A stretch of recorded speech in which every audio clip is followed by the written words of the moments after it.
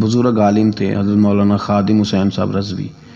مولانا خادم حسین رضوی رحمۃ اللہ علیہ کو لوگ صرف تحریک لبیک کے حوالے سے جانتے ہیں، حالانکہ ان کا جو کیریئر ہے وہ بہت پرانا ہے۔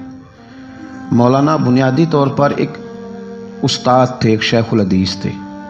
ان کا جو بیسک کارنامہ ہے وہ یہ ہے کہ وہ درجنوں نہیں سینکڑوں علماء کے استاد ہیں، سینکڑوں علماء کے، یعنی میں نے سوچ سمجھ کے لفظ کہا، انہوں نے سینکڑوں لوگوں کو رسول اللہ کا دین پڑھایا ہے، اور ان کے اب شاگردوں کے شاگرد بھی مدرسوں میں پڑھاتے ہیں۔ مولانا ایک بڑے غریب سے سادے سے گھرانے میں وہ پیدا ہوئے تھے، انہوں نے بڑی سادہ اور آخر تک زندگی انہوں نے وزاداری والی گزاری، سادگی والی گزاری، حسین گزاری۔ کسی شخص کے ایک ہوتا ہے کسی کے نظریے سے اختلاف کرنا، ایک ہوتا ہے کسی کے طریقہ کار سے اختلاف کرنا۔ کچھ لوگوں نے ان کے طریقہ کار سے اختلاف کیا ہے، لیکن ان بندے کا نظریہ اتنا شاندار تھا کہ نظریے سے کسی نے اختلاف نہیں کیا۔ لوگوں نے یہ ضرور کہا کہ یہ فلانی بات اس طرح ہو جاتی تو ٹھیک تھا، لیکن یہ سب نے کہا کہ بندہ بات ٹھیک کرتا ہے۔ نظریے سے، فکر سے لوگ مطمئن ہو جائیں کسی زندہ کیا رہتا ہے؟ نظریہ۔ زندہ کیا رہتا ہے؟ نظریہ۔ فکری طور پر ایک خوبصورت آدمی تھے، ایک بڑے منجے ہوئے آدمی تھے، ایک وزادار آدمی تھے، ایک صاف ستھرے آدمی تھے۔ میری ان سے ملاقات اس وقت ہوئی تھی پہلی دفعہ جب وہ بالکل ٹھیک تھے، ٹانگوں پہ چلتے تھے۔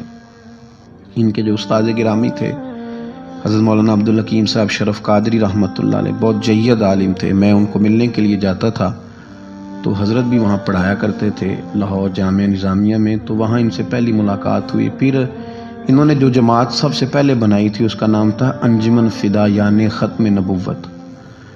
اس جماعت سے انہوں نے کام کا آغاز کیا، اور بڑے اوائل میں، بڑے شروع میں انہوں نے ختم نبوت کے تعلق سے مختصر سے کام کا آغاز کیا، اور بڑی جلدی ان کا کام پھیل گیا۔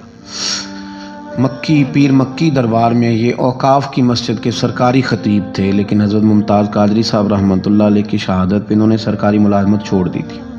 اس کے بعد انہوں نے بڑی محنت کی، بڑی جد و جہد کی، بڑی کاوش کی، بیمار اور معذور ہونے کے باوجود بڑی کوششیں فرمائیں، اور بڑے نڈر تھے، بڑے بے باک تھے، بڑے خوبصورت تھے۔ سب سے بڑی بات یہ تھی کہ سکہ عالم دین تھے۔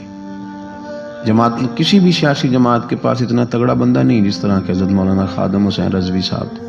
میری ان سے تسلسل جیل جانے سے پہلے میں ملا، جیل سے آئے تو پھر ملا۔ میں گرچہ ان کی جماعت میں کبھی شامل نہیں ہوا، لیکن فکری طور پر ان سے جو کہ پہلے کا ایک تعلق تھا، ابھی بھی 24 اکتوبر کو پچھلے مہینے کی وہ گجرات جا رہے تھے تو کچھ دیر ہمارے پاس رکے، اور دیر تک وہ باتیں کرتے رہے، اور دیر تک ان کی میں باتیں سنتا رہا۔ پھر وہ مجھ سے کچھ سوالات پوچھتے رہے، میں ان کے جواب دیتا رہا۔ پھر اچانک جو ہے وہ کچھ دن پہلے خبر ملی کہ ان کا طبیعت ان کی بڑی علیل ہے۔ میں نے تیمارداری کے لیے کچھ ان کے جو قریبی لوگ تھے ان سے رابطہ کیا، بتایا کہ آپ ٹھیک ہیں، آپ تھوڑے بیمار ہیں۔ پھر کل اللہ تبارک و تعالیٰ کا فیصلہ قدرت آیا، اور تیزی کے ساتھ لوگ اٹھ گئے۔ اس 2020 نے بہت سارے لوگ اہل سنت کے لیے، لیکن اس شخص کا جانا کو زیادہ ہی تکلیف دے گیا۔ دل مائل نہیں ہوا، میں تو ناشتہ نہیں کر پایا طبیعت، اور میں نے پہلی دفعہ فیصلہ کیا تھا میں جمعہ نہیں چھوڑا کرتا۔ سوچا تھا کہ اگر جمعے کے بعد جنازہ ہوا تو جمعہ لاہور جا کے پڑھوں گا، لیکن ان کی نماز جنازہ کل 10 بجے ہے۔ اس طرح کے لوگ کم آتے ہیں دنیا میں، اور شاید ان لوگوں کا وقت بھی تھوڑا ہوتا ہے، اور اللہ پاک شاید ایسے لوگوں کو جلدی ہی اپنی بارگاہ ناز کی طرف لے جاتا ہے۔ ایک شعر جگر مراد آبادی نے کہا تھا کہ جگر راہ وفا میں نقش ایسے چھوڑ آیا ہوں، میں جس منزل سے گزرا ہوں وہ اب تک یاد کرتی ہے۔ اور مجھے ایک دفعہ کسی شخص نے کہا کہ آپ کے خاندان کا قبرستان کہاں کر کے ہے؟ لوگ لکھنے والے جو لوگ ہوتے ہیں وہ پوچھتے رہتے ہیں کہ اس بندے نے کیا وصیت کی ہے، تحریری والے لوگ۔ تو میں نے انہیں کہا کہ قبر بھی بانی جائے گی۔